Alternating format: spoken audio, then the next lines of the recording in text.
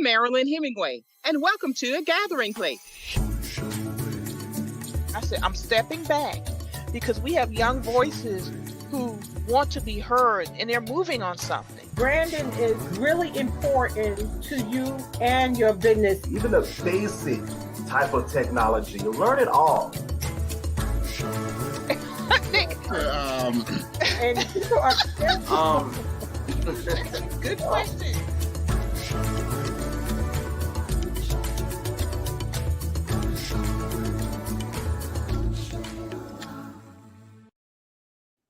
Good afternoon, everyone, and welcome to A Gathering Place. We have a great show for you today. You know, this is our Sunday politics show, and we're going to have our usual guest on, but we have some special guests to talk about voter registration and get out the vote, because it's that time of season, folks, that we need to wrap up our voter registration and start transitioning to get out the vote. I first want to bring on with us with Amplified Action, Brandon Upson. Hey, Brandon, how are you? Hey, I'm great. How are you doing, Marilyn? I'm doing good. A long time. It has been. So it's good to see you. And we'll bring in our next special host, Jamarr Brown with Amplify Action. Whatever y'all want to go by, it's fine. I know. You have so many, Jamarr. Good to see you, Jamarr. All right. And we're going to bring on our special guest today because it is Mr. Jim Felder. Hi, Jim. How are you? Marilyn, I'm doing great. Glad to be on with you. Very good. Thank you for joining us today. Jim is our lead advocate for our new 501c4 Policies and Issues organization, the Gullah Geechee Leadership Institute. I'm going to throw up the logo there for a minute. Nice logo there. We're talking about leadership and advocacy regarding policies and issues impacting the Gullah community. So this is our first time on a live show together to talk about our mission and what we're doing. And part of that is voter registration and get out the vote. And we're also joined by Abe Jenkins. Abe, how are you today? Hey, everybody. How do? Nice to be here. Good to have you, Abe. Abe is a longtime political operative, and he is of the world-famous Jenkins family. All right. Thank you, Abe, for joining us. Good to have you today. All right, folks. So we're going to talk about voter registration, but I want to go with you one by one. Brandon and Jamarr, update me on what's going on with Amplify Action with voter registration. I know you guys had a big goal you wanted to meet. Tell me, did you meet the goal? What is the goal? And what steps did you take to meet that goal? Yeah, so last month we had a goal to hit 10,000 voter registrations across our 4 states, so South Carolina, North Carolina, Tennessee, and Alabama.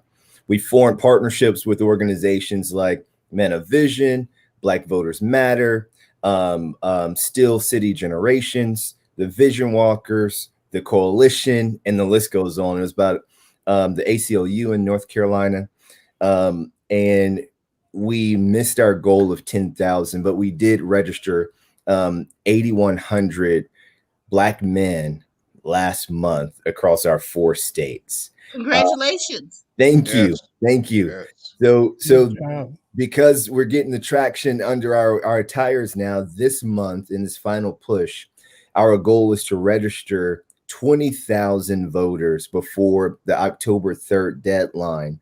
But we're not going to stop there, because in North Carolina, you have same-day voter registration where folks can register and then vote on election day. So we're going to continue going. We're still marching towards our goal of 110,000 overall, and it's looking great. It's looking really, really good. I'm glad to hear that. So anything special that you're doing to get these folks registered that can help other folks who are out here doing voter registration, especially in the time of coronavirus? Yeah, coronavirus is a real thing. So one of the things that really helped us was our online tool. If you go to ampourvote.com/take action, you'll see under the Take Action tab, you can check your voter registration status, you can register, you can request your absentee ballot, and you can check your polling location. So having all of those tools on there really helped us, because we were able to point of entry, get that done. But then another thing we started doing, we acquired the list of all of the unregistered Black men in every state that we're operating in. Their home addresses, mailing addresses, cell phone and home phone numbers. And we've been calling and texting, doing, some of our partners have done mail to those guys. And we've even done events in high density areas like food drops, barbecues, free haircuts, like a bunch of stuff. And before you can take part in receiving the haircut, the food, the barbecue, you have to register to vote. That's your ticket in. So no free rides. We gotta everyone put the boots on the ground, hands in, and we're doing this together. And that's been extremely successful. Today I'm in Denmark, South Carolina, where they're doing a water distribution, and every person receiving water will register to vote or request their absentee ballot before they get their water. So we are attaching this to the front end of every action. Very good, very good. Jim Felder, you are an old hand at voter registration. So I want you to give us some good information from South Carolina Voter Education Project. That's your long-term project here. And at some point you managed to do how many registered voters in 18 months? We did 200,000 registered voters in 18 months back in 1967, 68. And we followed the same pattern that Brandon was talking about. We coalesced with all community organizations, NAACP branches, civic groups, and in some instances it were the same people, but just different names for different reasons, But that was the way to do it, and we were able to do that in an 18-month period. Old Strom Thurmond used to say he couldn't say Negro. He would say the Negroes, the Negroes. We got 100,000 registered voters, and all of a sudden Strom Thurmond learned how to say Negro. We got 150. True story. We got 150,000 registered. Strom Thurmond was sending out letters, my dear Black constituents, can I be of service to you? We got 200,000 registered, and Strom Thurmond hired the first Black staffer of all the Southern congressperson.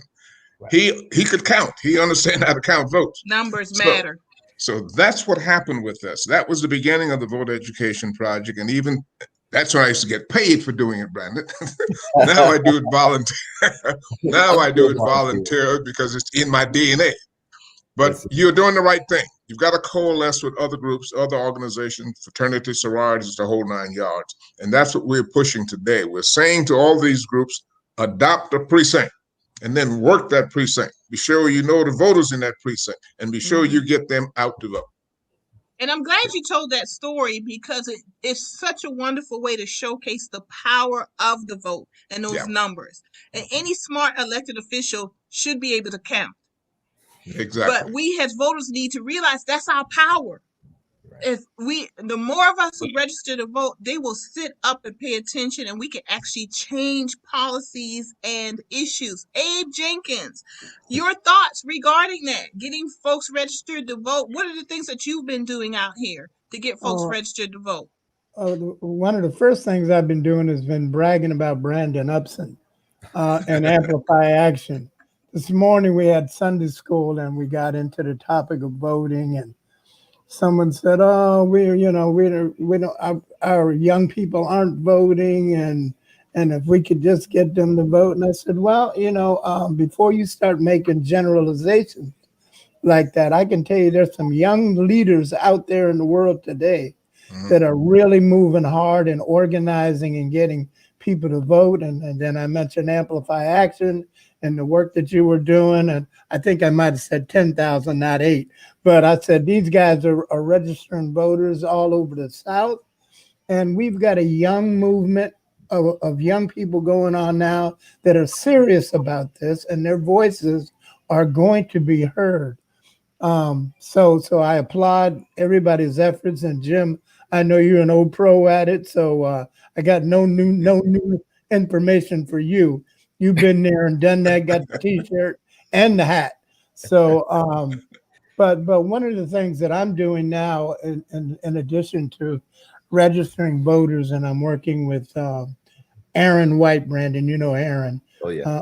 On the island, and we're having a drive-through thing on the 26th where they'll be registering people and folk that are making sure that they've gotten their absentee by mail ballots, and now we're going to organize giving them rides to the polls if they want to vote absentee in person, and if they did an absentee by mail, we want them to bring it to us. We will go to the drop box at the election commission and whatever other ones opened up, and make sure that those ballots bypass the mail and get dropped into the drop boxes, so that we can be sure that the votes are counted. So those are some of the efforts that I'm doing right now on the ground. And Thank Abe, you, can I just tag what Abe just said about the early voting? In Richland County, we have convinced the voter registration office to open 7 satellite places where you can vote early, walk in. We're urging people to do that. The other thing is, I'm more in a voter education mode now, is to encourage everybody to get a sample ballot before they go to the polls. It's online already, and all you do is click in your name, birth date, hit the button, and your personal sample ballot will come up, telling you who all that you can vote for at the election. And you take that into the polls with you, so that you're not confused when you get into that. That's the other piece we need to really push as well. Jim, thanks for mentioning the sample ballot. I totally forgot about that. So thank you for reminding me. See, y'all, that's why I'm partnering with Jim Felder. I'm not done now. Jamarr, Abe mentioned across the South. You are in Texas. I think that's still considered part of the South. What's going on in your part of the world? It depends on who you ask. Either way, I'm from South Carolina, so I'm always a Southerner, right? But Texas is a little bit different because you have to be deputized to register people to vote. So we don't have a situation where we could take someone's thing in. We can mail it to them, and they would have the responsibility to be able to do that. But one of the things is I serve as president of the Black Austin Democrats, and we worked with Beto O'Rourke, started a new organization, galvanized folks to register to vote. And so all through the summer, we held virtual phone banks to be able to call people to encourage them to go online, get their mail application, send it back in to be able to register. And Black Democratic chapters made 1.2 million calls across the state to work on ensuring that people do that, right? So it's not that I could take Brandon's form in, I would have to call Brandon would have to do it, right? So we had to do a lot of chasing and a lot of calls. One of the things I think that also is helping us here is we are doing a lot of work around election protection, because it's not just about registering folks, and it's not just about turning them to the polls, it's about making sure they have the right experience so that their vote actually counts. Because that's why we have so much distrust and mistrust in the system, right? Is that I registered, I signed the dotted line, and then this thing happened where I had to end up having a provisional ballot, or I wasn't able to vote, or whatever the situation is. And so we have also been working on the ground here to make sure that folks know what to do, how to, send in your mail-in ballot. We have curbside voting this year. So folks can pull up and, there's a worker who will have a mask and gloves and whatever, and then you can vote curbside. So we are doing a lot more work. In addition to registration, we're doing a lot more work around the education and turning folks out, because we know that not only do we have COVID, we really have voter suppression tactics that have been in place for decades outside of this pandemic. And we know that they are amping that up. And the Attorney General has sued several county clerks over this curbside voting. But the court just ruled last week that we are able to have it. And the courts also just ruled that if there are issues with someone's signature, the Elections Commission is required to contact you first before you show up to the polls. So we've had a couple good court rulings. And then we partnered here in Texas. Stacey Abrams has some of her fair fight, obviously the governor of Georgia. And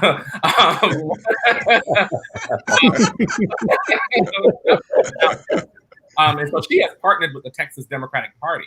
And so we have had lawyers on the ground since January helping people with their signatures, helping people with their voter registration and doing all that. So we want to protect people as much as we want to get them registered.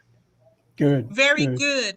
We're doing in South Carolina, our legal maneuvering is on the 15th of this month, the South Carolina House comes back to vote on whether we're going to extend absentee ballots for COVID. For, one of the excuses would be for the COVID. So I don't know. Have you guys, Jim, Brandon, you guys heard anything about how that vote's going to go? I'm assuming they're going to vote for it, but this is South Carolina, so you never know. Well, the Senate has voted to allow COVID to be an excuse for voting. The House comes back in this week. They've got to deal with this coming week, and they will see what happened then. But what the Senate did do was to not allow this. Well, they want the signature to be witnessed, the ballot to be witnessed by. But that can come off in a House conference. But to answer your question, the Senate has extended it. Now it's up to the House to do it next week. And my intelligence is that they will. Very so good. that would be a reason to vote. So nobody won't have to give any reason for voting. Really. Very good. Thank you very much for that update. Brandon, you want to say something? Yeah, no, I spoke to Representative Gilliard this morning about that, and he feels confident as well. But in our state Senate, it's a little more sense over there. Yeah, it's up in the air sometimes when it makes it. Yes, we know about the Senate. So we gotta keep them lifted up in prayer as they go. Yes, and that's the truth. Now that's the truth.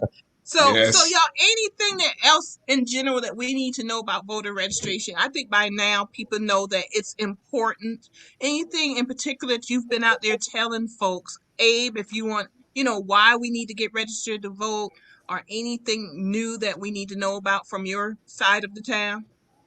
Well,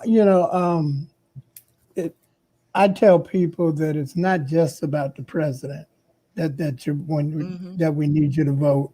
There are local elections that are critical for you. There's school board races, there's city and county council races, and these are decisions that impact your life every single day. So voting doesn't mean that it's just for the president. You've got local people that can really help your life and that you can talk to about problems and situations that are near and dear to you. It could be getting your road paved if you live on a dirt road in a rural area. So there are things that you need to talk to your local politicians about. And the only way that you're going to get any recognition is by voting. Your vote is your voice. So please do that. And I think that we need to spend a lot more time on education with especially some of the folk that just get disgusted with the system and don't see what good is it doing, because they don't recognize the local things and the little things. Your kids that are in school, that these decisions are very important, and you can touch and feel these things. It's not away in Washington, D.C. It's right here. Very much so, and much more immediate impact on the local level that impacts our daily lives. So, Abe, thank you for bringing that up. That's very vital for us to know that those local elections are just as important, if not more so. Jamarr, any thoughts regarding, voting locally, statewide, federal, anything that you're out there telling people in particular regarding voter registration? Sure. I mean, there are two things, especially as it relates to Black people. I'm going to talk about Black people for a minute. So number one, I have been telling people, I tweeted about it yesterday, that I think that this is a life or death election for Black people. It literally is. When we talk about care, when we talk about criminal justice, our civil rights, our safety in communities. I mean, you can name, and the environmental justice, a lot of work you've been doing, Marilyn. I mean, literally, this is a life or death election. I mean, what I will add to what Abe said is, yes, the local elections are important, but let's talk about the judicial elections. I know in South Carolina, you elect judges in the legislature. In Texas, we elect our judges. So every judge at every level, Supreme Court of Texas, the Criminal Court of Appeals, any court in Texas we elect. And so then also we have district attorneys and solicitors. So when we are looking at these videos of Black people being gunned down and brutalized by the police, the people that would need to indict those folks to hold them accountable are on the ballot. Right. And so when we are looking at these videos and having to relive this trauma of our community in this modern moment, we've got an opportunity to not just elect people, but also be cognizant of who we are electing and what they stand for. And when it comes to protecting people's lives. And so in addition, I think all the things Abe said about rural areas of the country, rural areas of these states are all important, but I just don't want to forget the judicial and the legal elections, because really that's our life that's on the line if we put the wrong people in office in those states, in those particular offices. Can I just tag that, Marilyn? Sure, please on the law enforcement side, particularly with respect to the solicitors or the prosecutors. The solicitors are elected, and in South Carolina, they're called solicitors as opposed to district attorneys, and they are elected. And in South Carolina, there's 16 of them. We only have 2 Blacks, one in Columbia and Sumter. But you have an opportunity there to correct any injustices by electing the right person as solicitor for your district. So true. That is, and solicitors are so powerful in South Carolina. They are. And people don't realize that. You could change the whole outlook when it comes to the judicial system just by the solicitor who you elect as solicitor. Brandon, I want to get you in definitely, because I think we got about 5 minutes left with you. Brandon has to leave us, y'all. Go do some voter registration. All right, Brandon, go ahead. I'm going to give you some time. Yeah, and I wanted to mention 3 of our partners who I didn't mention earlier. So the National Action Network here in South Carolina, with Reverend Nelson Rivers, has been extremely helpful with us.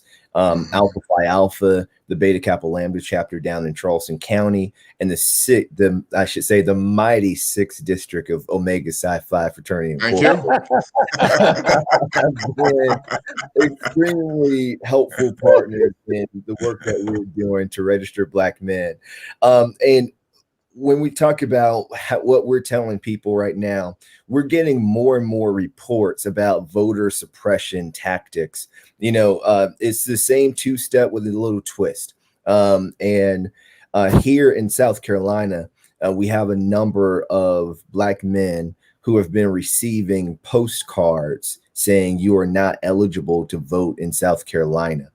And we are collecting those, and we have we're taking the proper steps to combat that. And Mr. Felder, I think I need to talk to you offline about it as well.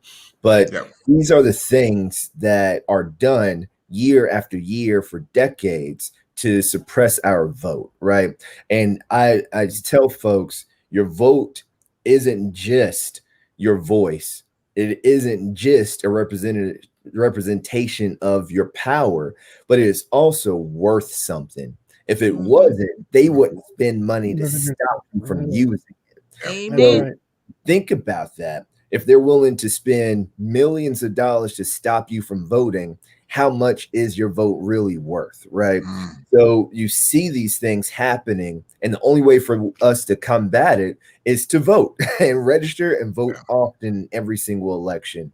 And on the 28th, that's the first date in South Carolina for in-person absentee voting. With Amplify Action, we are going to host our Amp Hour Votathon, which is going to be a 3-hour votathon live digital event with a whole host of special guests and special media partners, so that on that day, our goal is to register 5,000 to 10,000 people on that one day. It is the last push for the last week of voter registration, and we're going to end with a big bang. If anyone wants to be a part of it, they can go to our website at ampourvote.com. If you put .org, it'll still get you there. But this is going to be a multi-state event, and we're looking to do a big thing. So please register. We're coming up on that deadline, and we all have to work together to make it happen. Like I say all the time, if we change the politics of the South, We do that with our vote. We can change the politics of America. And thank y'all for everything you're doing. Abe, I'll continue to bug you, saying everybody I bugged on here. I bugged the mess out of all y'all. And Mr. So Brandon, before you go, I'm the lead organizer, I guess, for lack of a better term, of the coordinated campaign here in Georgetown. So I definitely want to be in touch with you about the September 28th. We want to be a part of that. Wrap some of our stuff into that. Awesome. Also. We have 900 unregistered Black men in Georgetown County that we need to get to. So let's talk. We need to talk then, because absolutely. We have all those groups, the fraternities, sororities, the parties, and I'm not gonna say one particular party, but the parties and those other groups who are involved, except for one party's not involved, but you know what I mean. But let's touch base on that. Marilyn, before Brandon leaves, all right, Brandon, just before you leave, just want to give a shout out to Robert Ford. I got your email, Marilyn. Robert Ford pushed that legislation that got the lottery going. And as a result of that, the 5 private HBCUs in South Carolina benefits it every year. Tell you one quick story about that. When Morris College got its first check, the Baptists fought, black and white, fought the lottery. They didn't want it. But when Morris College got its first check, Dr. Luns Richardson called a special board meeting. And he said, well, I have this check here from the lottery. What shall we do with it? There was silence in the room.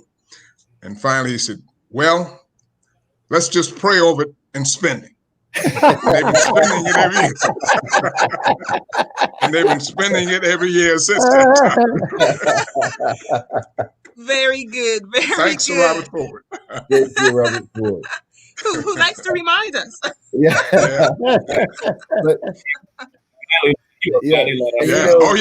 lets you know.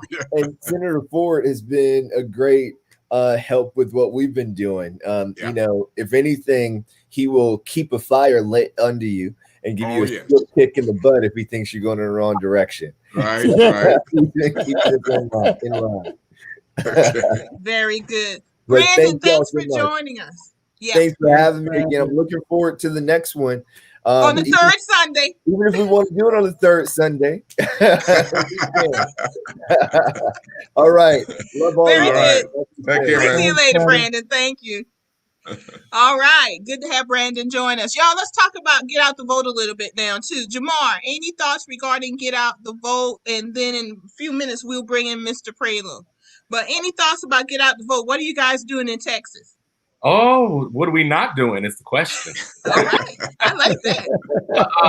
I think we've already layered that at the top of this, right? Is that COVID, we're not knocking on doors. Actually, this weekend, the coordinated campaign for one of the parties, since we're being nonpartisan, the coordinated campaign, really worked on doing what they call contactless canvassing, right? So they've been doing lit drops across precincts in our county, in our community. And so that launched this weekend. Obviously, we're doing the phone banking, the texting, the digital, all the things that, try to do that. I think I alluded to some of it earlier, where we're doing a lot more work around the voter registration, where we're actually trying to be more in touch with folks. And so we don't have the luxury of, per se, in-person absentee voting. We have early voting, and the governor did a couple weeks extend early voting by 6 days. So we'll have 3 weeks of early voting. We did not have a legislative session this year. The Texas legislature does not meet in even number years in Texas.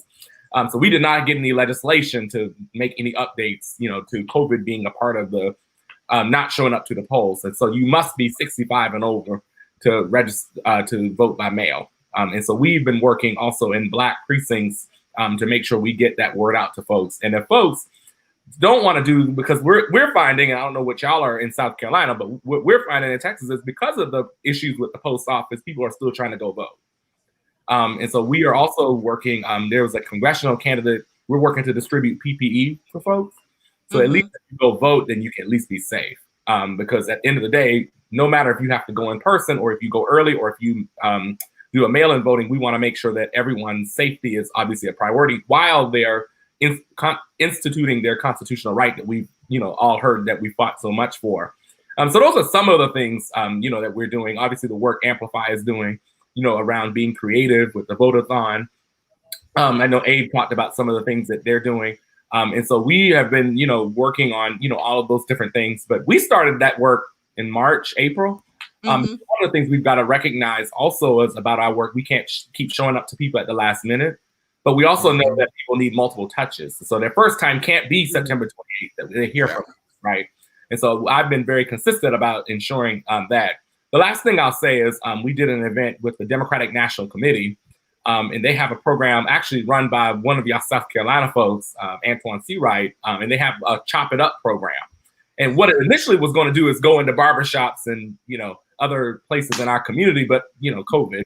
And so they've been doing a lot of online virtual conversations. And so we've done statewide conversations trying to get folks online, but get them trained on messaging, how to talk about the election, how to talk about how to vote, how to talk about how to protect your vote, in terms of that. And so we've got to make sure that while we are telling people to go vote, we are empowering them to have the information that they can tell their friends and family.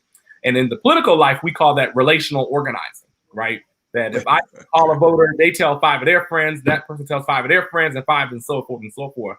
And Black people like to talk, okay? So if you give them something to talk about, they'll go talk. And so we're just giving them tea just another way. And so we're trying to do a lot of that relational organizing, especially now since we can't really do a lot of large events. Very good. Jim, any tips you could give folks Yes. regarding get out the vote? We have been urging housing authority personnel to target the persons in the various public housing units. Since the virus won't let us do the kind of door-to-door thing, so we've been saying, educate your resident manager and engage them and even direct them to get the information out to the person who lives in those units. The other thing is the nursing homes and assisted living facilities. Again, the coronavirus hinders us, handicaps us, but again, be in touch with those persons who run those facilities and engage them to get the literature out that you can get to them so that those folk who would have difficulty participating can participate. That's been the emphasis that we've been doing lately.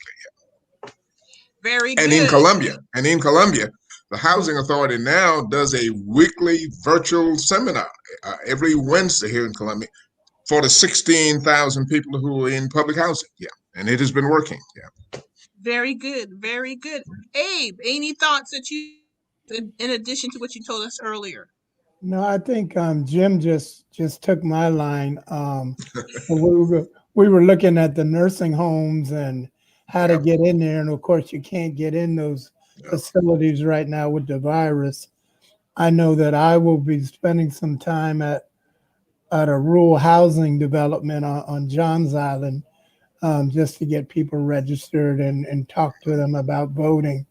But our nursing homes and prisons is a little bit more difficult to get into. So we've got some people trying to work through those areas through various organizations or make contacts with the people within those facilities to work out some system that we can talk to the inmates or the patients in the nursing homes.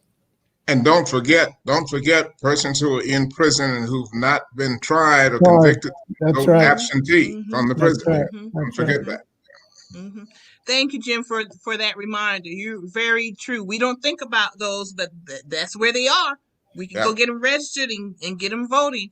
Yep. One thing about this in the time of coronavirus, it's forcing us to be creative in voter registration and get out the vote. I hope that we continue this also in the future.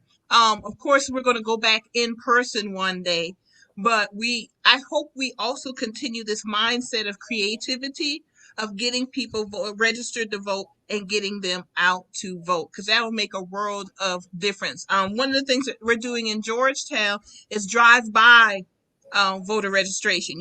We set up in the parking lot or the park, and you come by in your car, and we're talking to you with the tablet or the smartphone, and are you registered to vote, and getting you registered while you sit in your car. And of course, we're wearing our mask and everything. It has forced us to be creative, but those are things that we can continue as we move forward into the future. So very good stuff going on. And Okay, Marilyn, yeah, go before you ahead. finish, you know, Sure. on the aftermath, after the registration and the voting takes place, one of the main things I think we need to really focus on is accountability.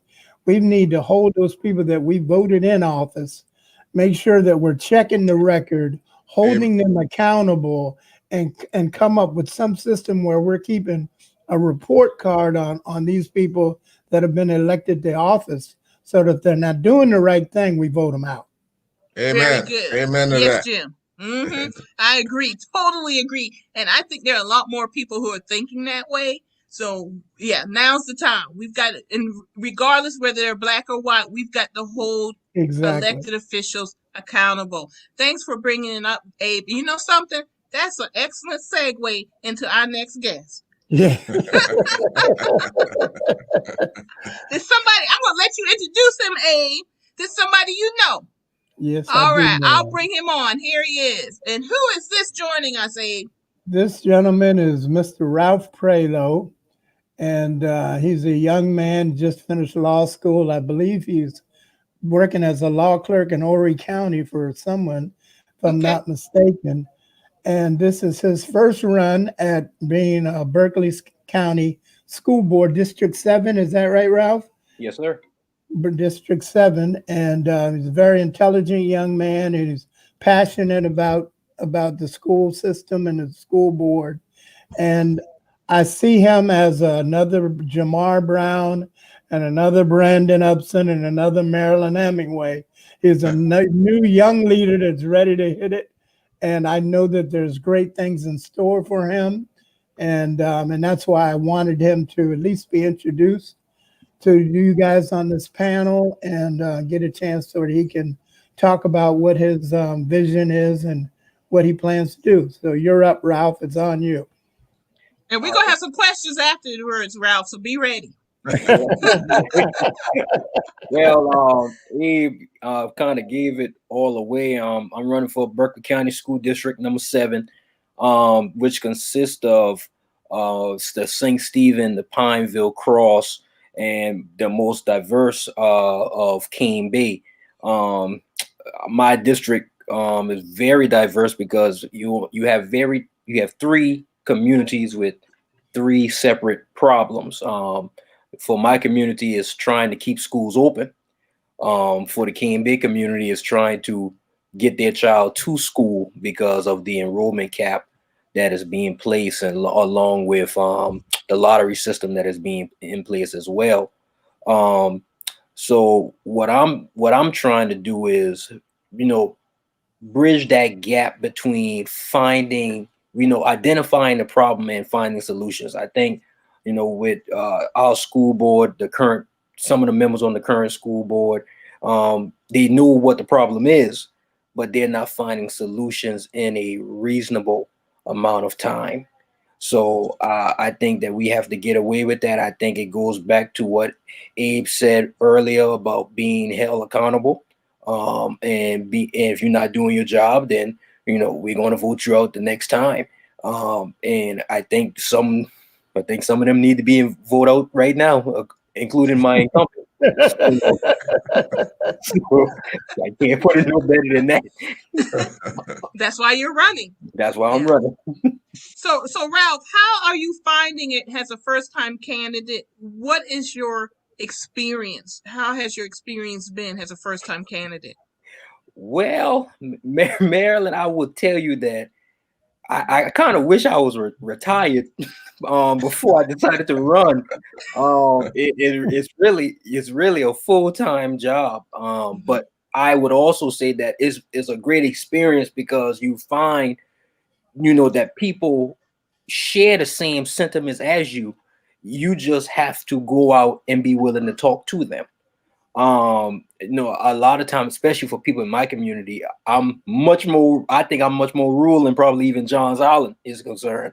And the notion is that, we don't see elected officials until November. And with that being said, and with the people sharing that sentiment, that's why one of the things that I'm trying to do is trying to set up where we establishing relationships with local officials now. Because to me, I think sometimes people don't understand the process of a school board. But to me, if you don't have the influence of an elected official before you get on the school board, you're going to have a pretty hard term trying to get anything done, especially when you have teachers asking for pay raises, why they can't get nothing. They can't get nothing out the local contribution for the county. Well, they can't get anything because you don't have a relationship with county council to stop giving tax breaks to these corporations in order to bring in revenue for the county. So, I just think that we have to bridge that gap. But as far as the campaign, I mean, people share them sentiments, and if you are willing to go out there and meet people and talk with people, they'll basically tell you everything they want you to know. All you have to do is really ask the question. Very good. I'm not going to tie up too much of your time, so I'm going to let Jamarr and Jim jump in with some questions or some advice also. Jamarr. I don't have a particular question. One thing I wanted to highlight about how folks may sometimes overlook school board races. Schools are where we're supposed to learn our civics, right? Outside of our church, outside of our community, right? And so, because, at least in South Carolina, we only took government for a semester. So, and I was in 11th, 12th grade, right? We teach civics much later in the school system now. We need more folks like you who are in the rooms when the decisions are being made, who have the proactive opportunities to expand the curriculum. What we are seeing now with not just distrust, but misinformation is people are not educated to the civics process. And so we have an opportunity to put people on school boards because that's connected to voting, because that's connected to why you know why you need to vote. And so I think that this is something that's important that you're doing. The second thing that I'll highlight is I am all for all the new candidates. As somebody who is younger, I tell people all the time, people come to me, they're like, well, I don't think I should run against X and come out. I say, I think you should. And here's why I think you should. And so we need to encourage more folks like you to run for office. And I did an interview with Maxine Waters with Amplify Action about a month ago. And we talked about this specifically of people who are serving in office who are from that community, right? Who are rooted in that community and who has a passion for the community.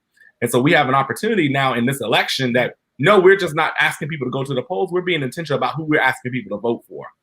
And we've got to be more strategic as a community as to who we are putting in these offices, because systems have been built for decades to oppress people who look like all of us on this screen. And so now we have an opportunity to change what that looks like. And so I would encourage folks to look at the down ballot race, but I also would encourage folks to also do their research on who these folks are, because a lot of these terms are 4 years, and 4 years is a long time now, as we see.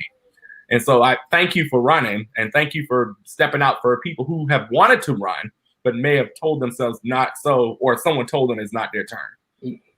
I saw Jim sitting up, but before he said something, he was sitting up because he getting ready to say something. I want to remind everyone.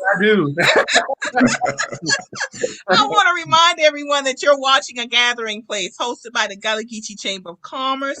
And Jamarr, to segue a little bit off what you were saying, I think people need to remember that the person in office does not own the seat. The people own the seat. And too many times this goes back to the lack of civics and government education, that people just think, oh, someone's been in there for 10, 20 years. It's their seat. The people own the seat. So go ahead and run. I said, don't ask for permission. Go ahead and run. Because if nothing else, the incumbent is going to have to justify why they need to stay in that seat. Jim, I know you got something to say because you were sitting up. I do. School board seat is one of the most important positions in the election system. School board spends more money than any other entity in the county. School boards normally spend at least 60% of every tax dollars go to our schools. So you need to have somebody in there who is certainly going to see that those funds are spent wisely. A school board member task, as I understand it, is to, number one, hire a superintendent, a good superintendent who's going to run the district and set policy. but don't get involved in the day-to-day operations, because then that's what causes all kind of confusion between principal and teachers and school board members. I'm so happy to see you run, Ralph, and I certainly wish you well. We need young minds in there. We need new blood in there. And I think you got a grasp on what's the role of a school board member. So go to it, my brother. Go to it. Thank you, sir. And, you know, I want to just piggyback. It kind of made me think when Ms. Hemingway just said what she said, that the people on the seat. You know, when I came out and announced that I was running, I actually had the incumbent ask me to give her one term. And I couldn't believe she asked me that. I'm like, oh, that's the thing in South Carolina. Yeah, they do that all the time. That's not new. I was trying to talk with that, and you know what you saying, and I just told her, I said, it's my political right to run, my constitution. Exactly. And if the voters want her to stay, then they'll vote for her. If they don't, that's right. That's right. And that's why we need to hold them accountable. It is our job as engaged citizens and voters to hold our elected officials accountable. Yeah. So we're at fault also if we don't do that. And unfortunately, too many times we have not done what we're supposed to be doing as citizens. Hold them accountable. And if they're not doing the job, vote them out. Vote them out. You know, you have every right to run. You know, Jamarr and I have done that internally in party politics. Carolyn, you make a point. It's almost like nonprofits, right? If you're hiring an executive director, right? The board holds that executive director. We need to consider if the person who holds that seat is the executive director. We are the board of directors. We can decide and evaluate your performance. Right. And so what we're doing every 4 years, right? Or 2 years, or whatever the term is we're allowed to evaluate, okay, we like what we see, continue that work. We don't like what we see, we need to bring someone new. And that's how we have to look at it. And when we don't vote or we don't assess the candidates or encourage people to run, then we are handing away our power. And we have to be careful about handing away power, because then that's how the system is built the way it is and how it has been perpetuated for so long to what, you know, we're seeing now in this uprising here in 2020. That's very true. One other thing I'd like to say, go ahead, A. Ralph is a strong, intelligent young man, and that's why I was so happy to hear that he was running for this position. So that's one of my chief reasons for supporting him. The second one is that Black Girl Magic. He came to Johns Island and stole one of our young ladies from Johns Island. but he made a good choice, and so I gotta support him. He's got a good Johns Island woman on his side. Hey, Ralph, how long you been married? October 14th would be 2 years. Yeah. Abe, you hold that grudge a long time. Please don't say a grudge, because I got my own wife. Well, that's all. You know, that's. I'm glad we had that moment there. I just want to, before I forget this point, and I noticed something. You said Ralph you're working in Horry County as a law clerk. Yes, ma'am. You know, that speaks to the area you want to represent is a very rural area. So that speaks to the lack of jobs in the area, I'm assuming. I travel from St. Stephen to Conway every day. Okay, I didn't want us to miss that point. That's good. And I didn't want us to miss that point. That's why it's so important that we have young people. In some areas, we're just gonna have to make some sacrifices. Ralph, did you know the Myers brothers in St. Stephen's? Oh, yeah, Thomas Myers? Thomas and his brother. Oh, yes, sir. Yes, sir. Okay. Well, you all right with me then? I knew those boys very well. Yeah. You go find out. Jim knows everybody.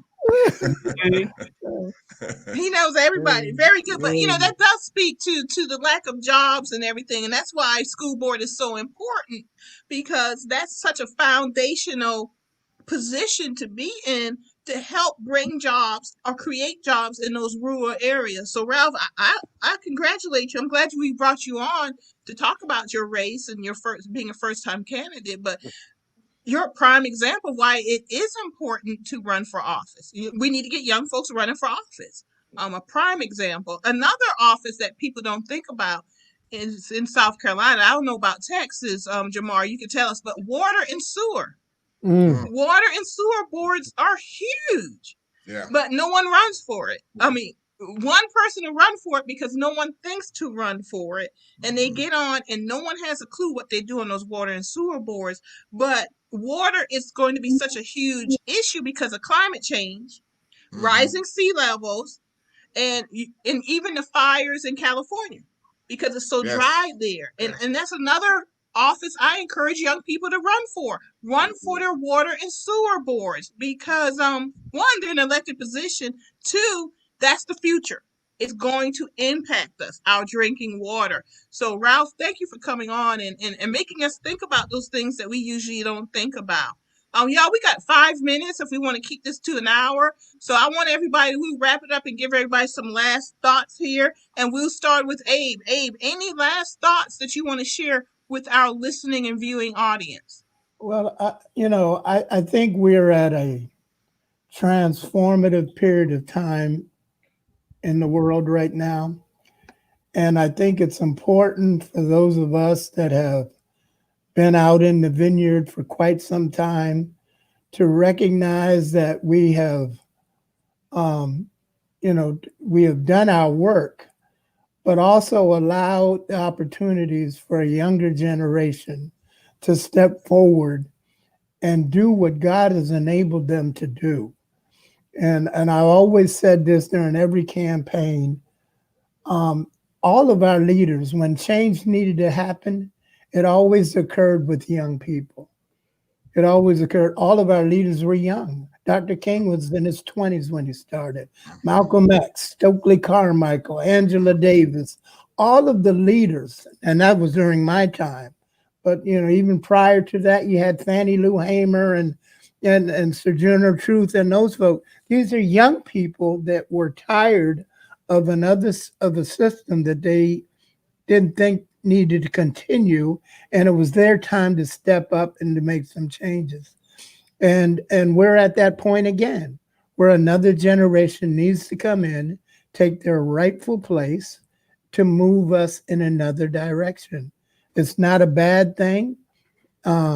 We can still be useful. We can still grant our wisdom, as Mr. Felder has done, and so forth, and people will listen and respond. But let's allow a younger folk to have some input and to step up and to provide a new direction for the country. So that's my parting words. Very good, Abe. Yes, Marilyn, let me just ditto everything that Abe has said. He put it right. He hit the nail. He hit the nail on the head. Yes, we need to step aside, encourage young folk to come up and take the torch and move with it. And we can offer our experiences and wisdom, but we are on the downside. They've got the energy. They've got the new ideas, this new technology, Abe, I'm having trouble with, but I'm still trying to hold it. But the young folk have got it, and let them move on with it. And we wish them well and we support them. Yep. Very good. Well, both of you stated words well stated. And Jim, I'll help you with that technology. Thank you. And Jamarr, your words. I'll help you too, Jim. We're not going to leave our That's time, right. because we still need your wisdom at all times. So if we got to get on Zoom to get it, we will help you get all it. Right. But I think, Abe, you hit the nail on the head. I said it earlier. I think this is literally the most consequential election, at least in my lifetime. I know other folks have been in other elections, but what happens on November the 3rd will say a lot, not just for the next 4 years, but really could be for the next decade. Yeah. One of the things we didn't get a chance to discuss here is at least what we've been talking about is, obviously the census. We didn't, the deadline is the end of the month. So we want to encourage everyone to still fill out the census, because that's part of not only your political representation, but that's also part of financial and resource allocation. Yeah. And so that's right around the time y'all start voting. So I think that's something that's important. So if you've not done that, please do so. The second thing that I'll highlight is we have redistricting coming up. And it's important who sits in these state legislatures and these state legislative seats. And so we've been talking about that in Texas. We're 9 seats from flipping the House. We think we can do it. We can help to draw the lines. And I think that's something that's going to be important because we could open up the opportunity for more representative government. And that's what we've not seen. And at least in Texas, we redraw everything, right? It's the congressional lines, it's the state house lines, state Senate lines. Now they're going to be drawing the county commissioners' courts. They draw all these districts, right? And to some degree, in some parts of the state, they draw even school district lines. And so, so when we're talking about that representative government and representative democracy, that is something that's very important. So we've got to vote to make sure that our people are at the table when the decisions are being made, so that we're just not on the menu, as the saying goes. And so we encourage folks to vote however you plan to vote, whether you're voting early or you're voting by mail. If you're voting on election day, I encourage people not to wait till November 3rd. In South Carolina, y'all mentioned, because y'all know the lines are long. Something always happens on election day, and it just gets people caught up. And we don't want any of those things to happen. So I think that's the piece that I would encourage folks, is that we're not just voting for November 3rd. We're voting through 2030. Basically. And so we've got to be mindful about that and what that looks like for our families and for our children. And then again, Ralph, congratulations on running. You have a full support here. So, whatever we can do to be helpful. Hopefully after this, you'll go in the chat and drop your contribution link because it'll give you some money to help you with the resources to ensure that you run. Because a lot of times we don't talk about that with first-time candidates that it does take money to run. It's money, yes. Especially if you're running against an incumbent in your situation. And so favor ain't always fair, as they say. and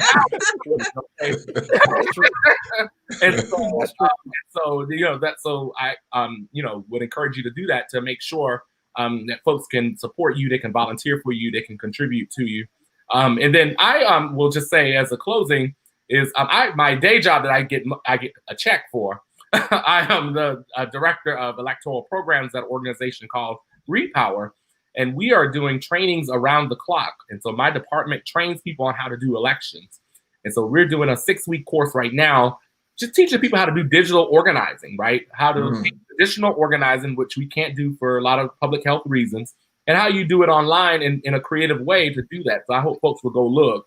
And then for women of color who want to lead in campaigns, we are starting a cohort that my department is managing that will train women of color, especially Black women, on how to run campaigns. And so I would hope that folks will go to repower.org and go look at those trainings that I'm helping to facilitate and manage, because we've got to make sure we're not just saying run for office or organize or vote or register people, that we're also giving them the skills so that they deepen their leadership in this work. So I encourage folks to, visit that website and learn a little bit more about that. And Marilyn, it's always good to see you. And as long as it's Sunday, I'm fine getting on. Even if it's the wrong Sunday, right? It's still Sunday, so I'll take that. And so, but I'm always grateful for you and all you do to support people, and that you've provided this platform to educate people on so many different issues. Yes. Important. So thank you. Thank you, Jamarr. You always hit it on the head every time. So thank you very much. Also, Ralph, I'm going to give you a couple minutes to promote your campaign and let us know. First of all, tell me, do you have a website? Where do we donate? And I'll go ahead and scroll that at the bottom of the screen. Right now, I have a Facebook campaign page, and the reason why I created it because a lot of the people that I'm talking to are forced to use Facebook now. I'm reminded that it's kind of a good thing for me that we had a pandemic, because it forced even my father to use Facebook when he said he would never use Facebook. So, so I'm knowing now that people are much more savvy to social media. I have a PayPal account now. For some odd reason, I don't remember it. But I will drop it in the comment link. And Ms. Hemingway, first, I would like to say thank you for allowing me to come and share my thoughts and to these political giants, Mr. Felder, Mr. Jenkins, and Mr. Brown. I sure appreciate y'all and everything you've done. Abe has been a godsend to me since I announced my candidacy back in August. So I really appreciate it. The only thing I would say about the school board is that I think people are not educated enough as far as the voting. A lot of people school boards are nonpartisan, so we have a lot of people who vote straight ticket. Well, you vote straight ticket, you're not voting for school board, so you have to click that button to make sure that you are voting for school board. And the only thing I would say is that, piggyback on what Mr. Jenkins and especially what Mr. Felder said, what y'all talked about is scripture. The Bible said that the young was strong and the old was wise. So, I think sometimes we have to take that wisdom from you and then run with it.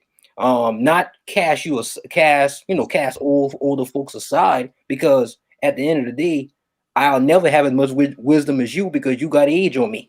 So you seen it, you lived it, you done it.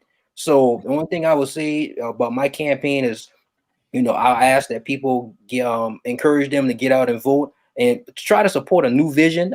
We need to get out that stance of, instead of when people ask you a question, I'll get back to you and never get back to you. We need to hold people accountable to get results. Like I said, not, everything can't work in a day, but a reasonable time frame. Not, I don't hear back from you until a year, still really don't have an answer. I think we have to get into problem solving a little bit more than, and solution building. We need to do those things. So I'm just asking that people support this candidacy, and I think we're going to have a good race in November. And I don't enter a race that I don't think I can win. So I'm hoping to win in November. Very good. Thank you, Ralph, for joining us. And I want to thank Abe, Jim, Jamarr, and Brandon, who had to leave us early, but his presence is still felt, in joining me today on a gathering place hosted by the Gullah Geechee Chamber of Commerce every Wednesday and Sunday at 4 o'clock. This is what we do. We bring together change makers and we have conversation and we educate and expose folks to the issues that are impacting our community and just community members and what we're doing out here in this world, making a difference. I do want to say this one thing about this election, because Jamar's been saying it also, but I do want to emphasize this election is about saving our democracy. It's about saving our country. We cannot emphasize that enough. From school board elections all the way up to president, we must vote. But even beyond voting, we must be engaged citizens. So once you vote, you need to stay connected. You need to stay engaged. You need to show up to the school board meeting. You need to show up to city and county council meetings. And you need to make comments. You need to let your elected officials know what your concerns are, what your issues are, and you need to hold them accountable. If you ever thought what you were going to do in the civil rights movement or during Reconstruction or pre-Civil War, this is the moment. This is the moment that we have to stand up and ask ourselves the question, what are you willing to die for? Because that's the question that is facing us. Right now, people are dying. And I think as Black folks, we need to accept that and own the fact that if Trump wins, there's going to be a free fall, on our lives. And if Trump loses, they're going to be mad because they're mad right now. So it really is a question that we need to ask ourselves. What are we willing to die for? I know I've asked myself that question and I've answered that question. I know these folks who've joined me today have asked that question of themselves. And through their actions, we know the answer. They're standing up for it every day when they go to work or even when they just volunteer. And I want my people to join us in that effort. That is why it is so important that we get registered to vote. It is even more important that we exercise our constitutional right to vote. And it's also more important that we stay engaged citizens in this great democracy that Black folks have always held accountable to what was written on the paper in our Constitution. That we have always said to this country, live up to what you wrote down. So we can't fail our ancestors, folks. As a matter of fact, we can't even fail ourselves. Yes. Now is our time. Now is our time to be a leader like Ralph Pralo, who decided I'm going to run for school board because I see a problem and I want to be a part of the solution rather than a part of the problem. Now is our time to be with a Jamarr Brown or a Jim Felder or a Abe Jenkins who've been out here doing the work. So I encourage each and every one of you to ask your question and to answer it. What are you willing to die for? Because now is that time. We have to vote to save our democracy. We have to vote to save our country. No more excuses, folks. This is it. I want to thank everyone for joining us today on A Gathering Place. Thank you, Abe. Thank you, Ralph. Thank you, Jamarr and Jim. I'll see you on the third Sunday. Jamarr. Of October. Y'all keep up the good work. Thank you. Love you. And we'll be seeing you later. All right. Have a good weekend. All righty. All right. Goodbye.